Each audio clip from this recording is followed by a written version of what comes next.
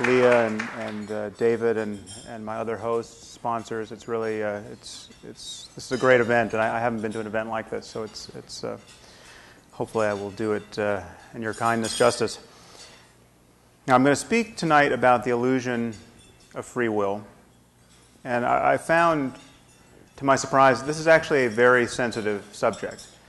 It's sensitive to religious people, of course, because without free will, Judaism, Christianity, Islam don't make any sense, if you can imagine such a thing. But it's also a problem for atheists. It's of concern for atheists, and it's of concern for everybody because it actually seems to touch most of what we care about in life. It seems to touch notions of moral responsibility and personal accomplishment, and the criminal justice system, and politics, and religion. There's so much about our lives that seems to depend upon our viewing one another as conscious agents capable of making free choices. So if the scientific community were ever to declare free will an illusion, as I think it must ultimately, it would precipitate a far more acrimonious culture war than has been waged on the subject of evolution. So the stakes are high.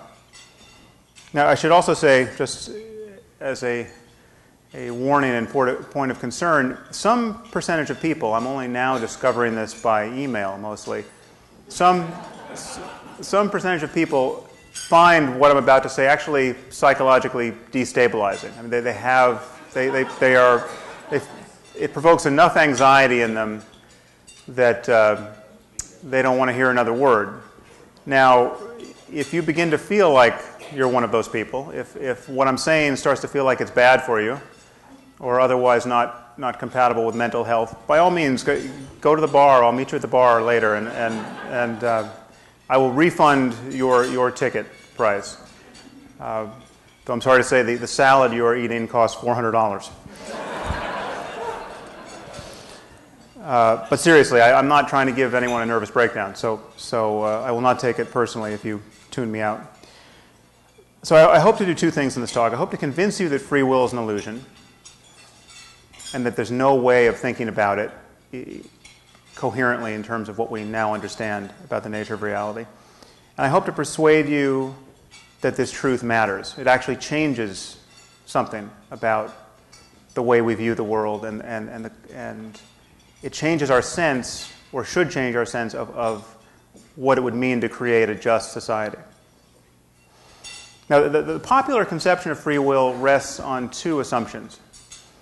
The first assumption is that each of us was free to behave differently than we did in the past. If you could rewind the movie of your life to some moment 10 minutes ago or 10 hours ago, 10 years ago, you would be able to proceed differently than you did. If you chose A, you could have chosen B. If you became a firefighter, you could have become a policeman. You had chocolate ice cream, you could have chosen vanilla. It certainly seems to most of us, most of the time, that this is the universe we're living in. The second assumption is that each of us is the conscious author of our thoughts and actions. So that the part of you that thinks and perceives and experiences your life in the present moment is actually the author of your thoughts and choices and subsequent behavior. Now, the problem, unfortunately, is that we know that both of these assumptions are false. The first problem is that we live in a world of cause and effect, and either our wills are determined by a long chain of prior causes, and we're not responsible for them, or they're determined by some random influences, and we're not responsible for them.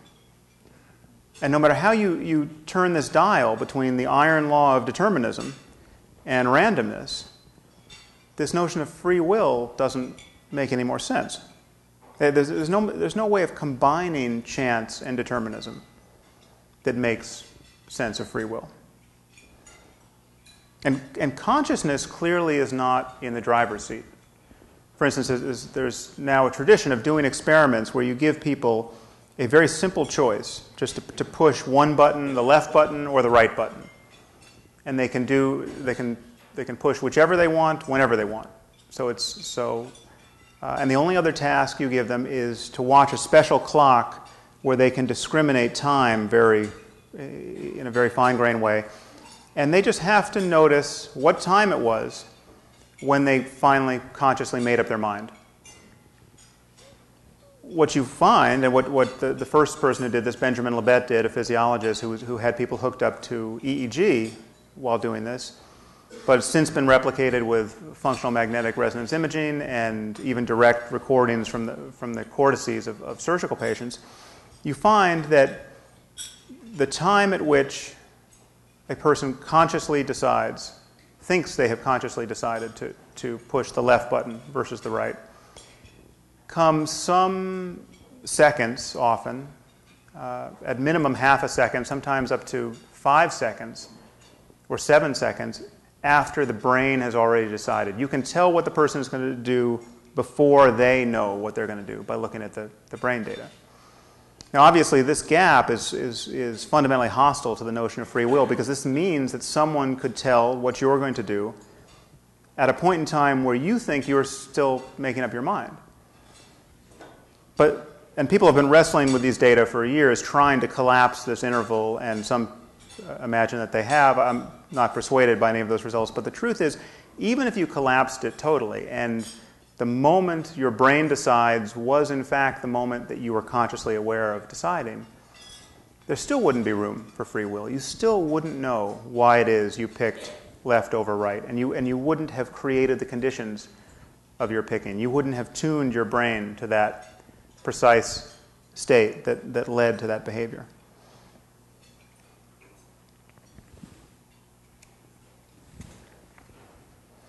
And this is not only objectively true. It's not just a matter that the physics of things tells us that free will doesn't make sense.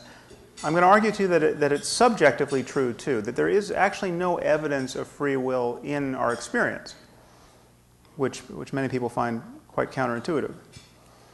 Now, what does it mean to say that someone acted of his own free will?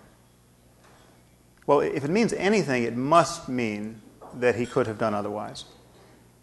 He could have behaved differently than he did.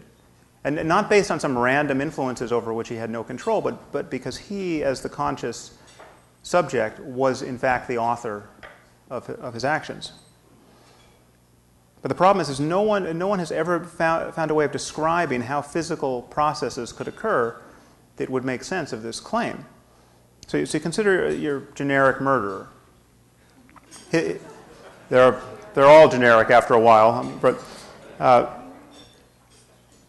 a person's choice to commit a murder is preceded by a certain pattern of electrochemical activity in his brain, which is in turn the product of prior causes, some combination of bad genes and the developmental effects of an unhappy childhood, and then whatever is impinging on his brain in that moment. The moment we catch sight of this stream of causes, reaching back into this person's childhood and beyond, and out into the world beyond their skin, that his culpability seems to disappear. To say that he would have done otherwise, or could have done otherwise had he wanted to, is simply to say he would have been a different person had he been a different person, or he would have lived in a different universe had he lived in a different universe. And as disturbing as I might find such a person's behavior, I have to admit that if I could trade places with him, atom for atom, I would be him. I mean, there's no extra part of me that could decide to see the world differently or could decide to resist the impulse to victimize other people. And even if you believe that each of us harbors an immortal soul, this problem of responsibility remains. I cannot take credit for the fact that I don't have the soul of a psychopath. I didn't make my soul. if I had truly been in this person's position, if I had the same genes and the same brain, the same life experience, or the same soul, I would have done exactly as he did and for the same reasons.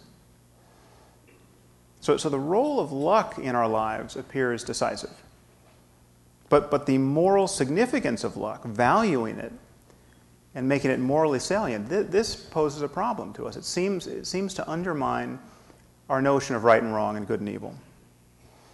We consider Charles Whitman. He was one of the more famous mass murderers in U.S. history. In 1966, he started by his spree by killing his wife and mother, and then he got on the clock tower at the University of Texas armed with several guns and 700 rounds of ammunition, and shot people for 2 hours until he was killed by police, and he killed 14 people and injured 32. Now he really seemed like the quintessence of evil. And he seems that way until you read his suicide note, what was essentially a suicide note because he knew he was going to be killed. And he confessed that he found his behavior completely inexplicable. He loved his wife and mother, didn't know why he was doing any of this. He had been just overwhelmed by rages and destructive impulses for months that he found it harder and harder to resist. And he recommended that upon his death that his brain be autopsied for signs of physical disease. Now, so they did autopsy his brain, and they found a tumor in the hypothalamus pressing on his amygdala, which makes a plausible case for the tumor's involvement in his emotional state and his impulse control problems. So this changes things. This is when you find out that this evil murderer has a brain tumor pressing on his amygdala, he suddenly seems like a victim of biology. You have to be unlucky to have this kind of tumor. Who knows, if you had a glioblastoma pressing on your amygdala every hour of the day, who knows what you would do?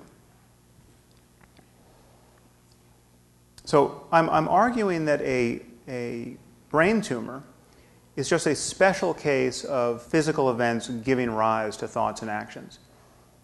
If we could perfectly understand the brain of any one murderer, no matter how evil, that understanding of the neurophysiology would be as exculpatory as finding a tumor in the brain. If we could see how the wrong genes were being relentlessly transcribed, if we could see how this person's life experience since utero onward had sculpted the microstructure of his brain in just such a way as to reliably produce violent states of mind, the basis for placing blame would disappear. Now most people think we have a strong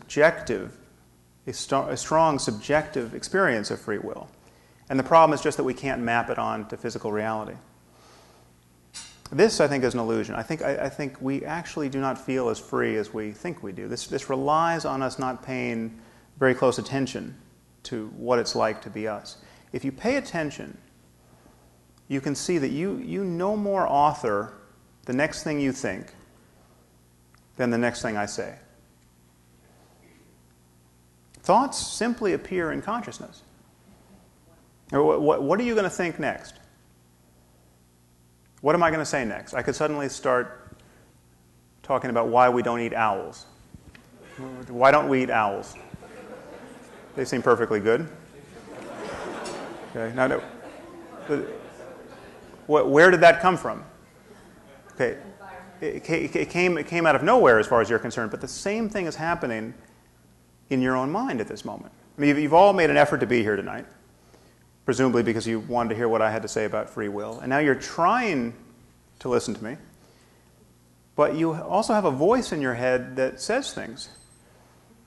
Haven't you noticed? And it says things. It says things that are completely unconstrained at times by the thing you're trying to focus on. I mean, I'm standing up here trying to reason with you, and you will think, He does look a little like Ben Stiller.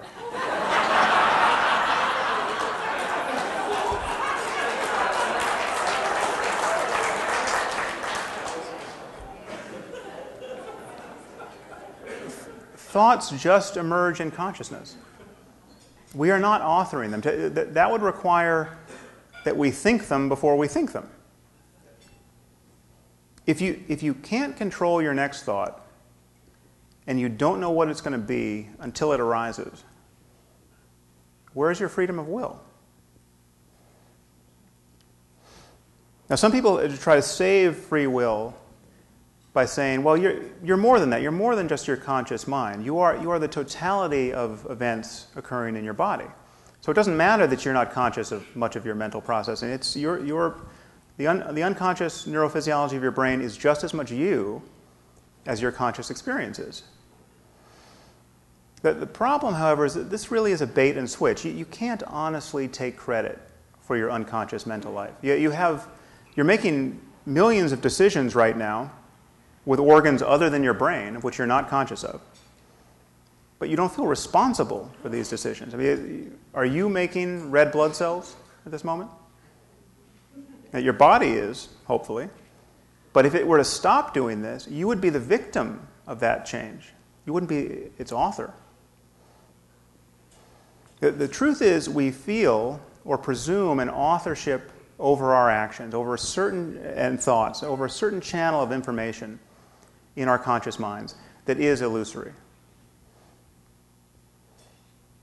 So how can we be free as conscious agents if everything that we consciously intend is caused by things we did not intend and of which we are entirely unaware? We can't. So what does this mean? Well, first, here's what it doesn't mean. People often confuse any description of determinism with fatalism. So they think, well, if everything's determined, why do anything? I'll just sit back and see what happens. So I'll just throw the oars out of the boat. Okay, this is a sign of confusion because, first of all, it's extremely difficult to do. Just I recommend that you one day try it. Just stay in bed all day waiting for something to happen. It becomes hard to do. I mean, you will feel the impulse to get up and do something, and the only way to stay in bed at that point will be to resist this impulse. So doing nothing is itself a choice that has its own consequences, and it becomes very difficult to do. But the fact that our choices depend upon prior causes doesn't mean that choice doesn't matter. Choice is part of this causal stream of the human mind and our world. So the proximate cause of my writing a book on free will was my deciding to write a book on free will. You can't write a book by accident, although some people seem to manage it, frankly. So my choice to write it was one of the primary reasons it came into being. So decisions and effort and willpower and discipline, all of these things matter. These are causal states of the brain that have an effect upon our actions and the world. So the choices we make in life are as important as most people want to believe they are, but they are part of the stream of causality. And so fatalism clearly doesn't make any sense. The idea that the future is going to be whatever it's going to be, independent of what you think and do, that clearly is untrue. But the next choice you make is going to come out of a wilderness of prior causes which you can't see and didn't bring into being. From the perspective of your conscious mind, you are actually no more responsible for your next thought than you are for your birth into this world. You have not built your mind. And in moments where you seem to build it, where you finally take the reins of your life and you decide to acquire knowledge or learn a new skill, the only tools at your disposal are those which you've inherited from moments past. No one picks their parents or the society to which they were born. No one picks the moment in history in which they live. No one picks their genes or the environmental influences that determine the structure of their brain. You are no more responsible for the exact structure and state of your brain in this moment than you are for your height.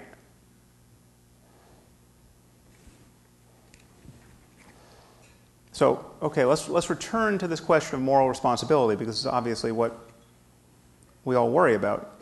The great concern is that any honest discussion of this, of the causes of human behavior, seems to throw notions of right and wrong and good and evil out the window. And in fact, that the Supreme Court of the United States has said as much. The Supreme Court has said that free will is a, quote, universal and persistent foundation for our system of laws. And determinism is, quote, inconsistent with the underlying precepts of our criminal justice system. So the idea of free will, it really is doing work in the world. This is not merely an academic debate. And it does psychological work as well. So, for instance, if you're taking a nap in the park and you hear a sound, unfamiliar sound, and you're awakened to the sight of a grizzly bear charging at you from across the lawn, it would be perfectly easy for you to understand that you have a problem, okay, without imagining any free will on the part of the bear. There's an immediate threat to your life. Now, the situation changes in some interesting ways if you swap the bear for a man holding an axe. But the introduction of free will into the brain of your attacker is not one of them. Now, imagine you survive this ordeal, and it's a real trauma, and imagine that you're actually injured. Let's say you lose a hand. Okay, so you have lasting physical injury, and you narrowly escaped with your life. Imagine the difference in your experience. Your subsequent experience is liable to depend far too much, in my view, on the species of your attacker. So imagine what it would be like to see your human attacker, the person who almost killed you with an axe, on the witness stand during trial. Your anger and hatred of this person might be so intense at that moment as to constitute a further trauma. You might spend years of your life fantasizing about this person's death. How much time would you spend hating the bear? Okay, it seems to me you might even want to go visit the bear at the zoo with your friends. You'd say, that is the big one. That is the one that almost got me. You might be pointing with his hand, however.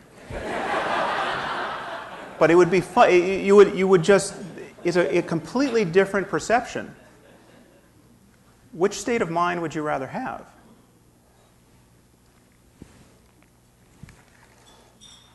So the bear clearly was just being a bear. What else is a grizzly bear going to do when it finds you sleeping in the park? But the psychopath was also just being a psychopath. But this illusion that the man was endowed with free will and could and should have done otherwise, I think accounts for the stark difference in subsequent psychological suffering. And the truth is many people are worried that this illusion of free will is necessary for getting what we want out of life. But the truth is, we can avoid, the difference between happiness and suffering is just as stark as it ever was. I no more want to be eaten by a bear than I want to be killed by a man with an axe. These are both very good things to avoid. And we can avoid them. And we can encourage people to be as good and as reasonable as they can possibly be without confusing ourselves about the origins of human behavior.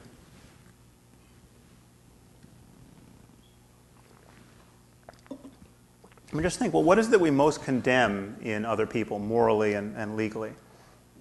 It's really the conscious intention to do harm. Now, why is consciousness so relevant? It's because in consciousness it seems that the global properties of our minds get together. The consciousness is where your beliefs and desires and long-term goals and intentions rub up against each other. What you do based on conscious, predetermined decisions says more about you than anything else. If you decide to kill your neighbor after weeks of reflection and library research and debate with your friends, well, then killing your neighbor actually says a lot about you. The point is not that you are the ultimate cause of your behavior. You didn't build yourself. I mean, the point is, for whatever reason, you have the mind of a murderer. You're not responsible for the fact that you have that mind, no more than a bear is responsible for the fact that it's a bear. But a grizzly bear really is a grizzly bear. And if you see one outside on the sidewalk tonight, it's worth taking seriously. A bear really will eat you. But we don't have to think about free will in that context. So clearly certain criminals are more dangerous than bears, and we have to lock them up to keep the rest of us safe. The moral justification for this is totally straightforward. Everyone is better off that way.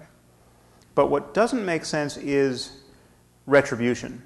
The notion of punishing someone because they really, really deserve it. That doesn't make sense. Hatred doesn't make sense. We don't exact retribution against bears. Actually, that's not entirely true. We used to do that. It says in Exodus that if an ox gores a person, the ox is to be stoned to death and its flesh cannot be eaten. And Christians took this lead and ran with it for several centuries in medieval Europe and literally had trials for animals, wayward animals, that injured or killed people. There were literally accounts of and these animals were represented by lawyers. And there are accounts of one lawyer representing a colony of rats, and he pled that his clients couldn't appear in court because there were so many cats about willing to do them mischief. This seems completely insane from our point of view, but it should suggest to you how prone to confusion we are on this point. Now, this is also not to rule out the possibility that certain punishments may be necessary for deterring certain crimes or influencing people's behavior. The one difference between most people and most bears is that we can be persuaded by the mere idea of certain punishments. But this is a very different view of punishment than retribution. This is a purely pragmatic view of what will deter crime, what will mitigate suffering, what will mitigate risk. So dispensing with the illusion of free will actually allows us to focus on what actually matters: mitigating harm, remediating suffering. So I'm not arguing that everyone's not guilty by reason of insanity. I'm not saying that we can't make these usual distinctions between a voluntary action and an involuntary one, or between the moral responsibilities of an adult and those of a child. These are important distinctions to make, but they don't track with this sense of free will. In the United States, we have 13-year-olds serving life sentences. And it's not because some panel of experts has found that this particular child could not possibly be rehabilitated. It's because some judge or jury deemed that child the ultimate source of his evil and exacted retribution as a punishment.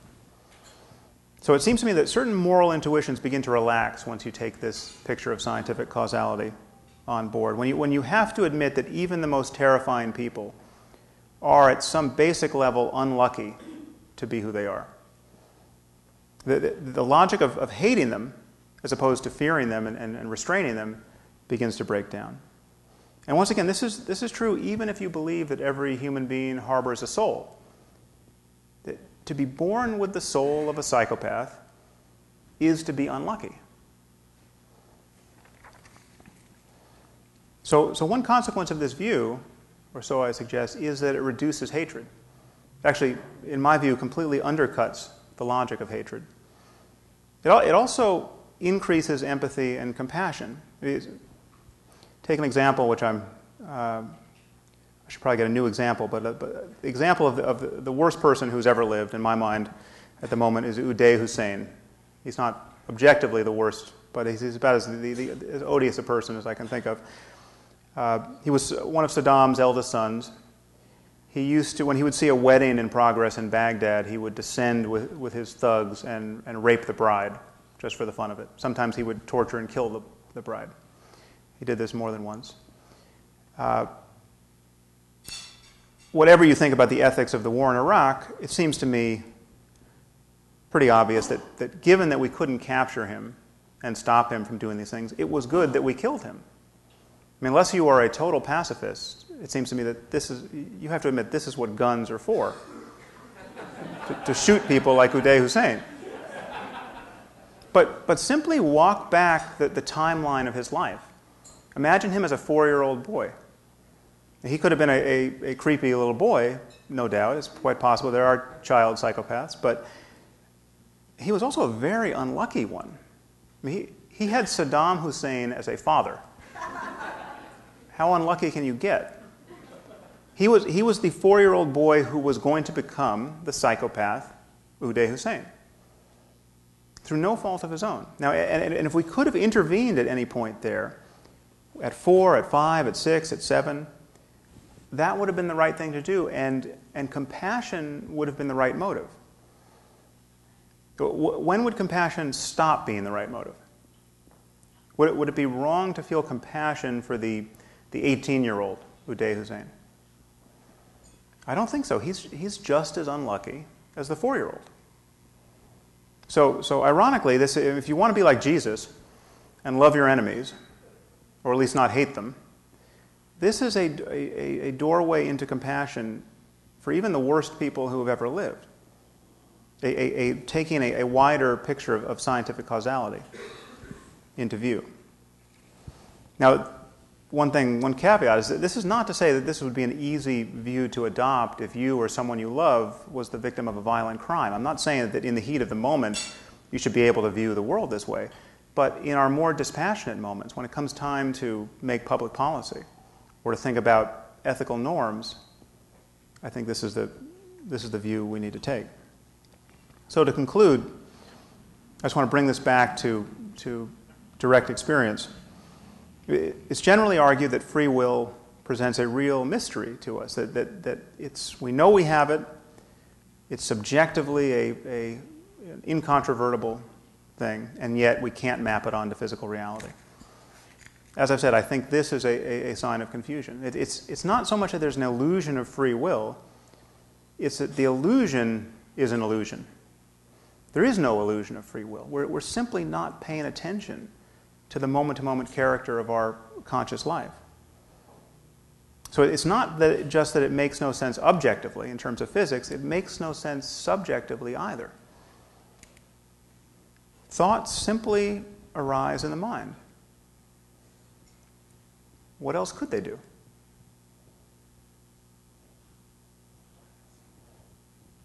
Now, some of you might think this sounds depressing, so in closing, I want to attempt to banish that, and no doubt we'll talk about that in the Q&A. Because the fear is that this takes something away from us. And it does. It takes, the main thing it takes away is an egocentric view of life. But this can be tremendously liberating.